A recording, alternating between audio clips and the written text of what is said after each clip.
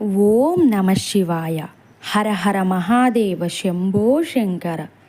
మీరు గనక నా ఛానల్ని ముందుగా చూసినట్లయితే నా ఛానల్ని సబ్స్క్రైబ్ చేయండి, లైక్ చేయండి. శివ శివుడికి ఎంతమంది కొడుకులో మనలో చాలామందికి తెలియదు. తారకాసురుడు అనే ఒక రాక్షసుడు శివునికి కఠోరంగా తపస్సు చేసి శివుడికి పుట్టిన పిల్లలు మాత్రమే తనను చంపగలడు అని ఒక వరం కోరుకుంటాడు.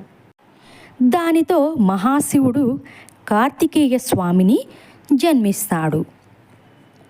మహిష అనే రాక్షసురాలు బ్రహ్మకు కఠోరంగా తపస్సు చేసి శివుడికి విష్ణుమూర్తికి పుట్టిన సంతానం మాత్రమే తనను వరించగలదు అని ఒక వరం కోరుకుంటుంది. దాంతో విష్ణుమూర్తి మహిని అవతారం ఎత్తి శివుడితో ఒక బిడ్డను కంటాడు. అతనే అయ్యప్ప స్వామి.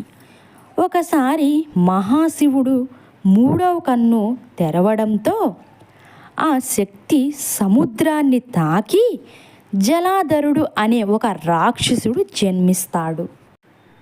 జలాధరుడు అనే రాక్షసుడిని మళ్ళీ శివుడే సంహరిస్తాడు. శివుడి చెమటబొట్టు భూమి మీద పడడంతో ఆ చెమటబొట్టులో నుంచి అంధకుడు అనే ఒక బుడ్డ బాలుడు జన్మిస్తాడు. ఆ అంధకురుడిని హిరణ్యాక్షుడికి ప్రసాదిస్తాడు శివుడు.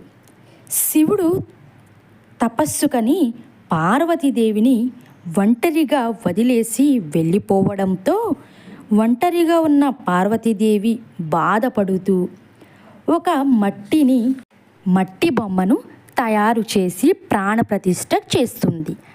అతడే గణేశుడు. ఒకసారి శివుడు పార్వతీదేవి కోతుల రూపంలో ఆడుకుంటూ ఉంటారు. అప్పుడు పార్వతీదేవి గర్భం దాల్చుతుంది. ఆ గర్భంలో ఉండేది ఎవరో కాదు, హనుమంతుడు. శివుడికి కూతుర్లు కూడా ఉన్నారు.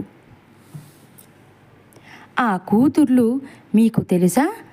ఆ కూతుర్ల గురించి నెక్స్ట్ వీడియోలో చెప్తాను. నా ఛానల్ని సబ్స్క్రైబ్ చేయండి.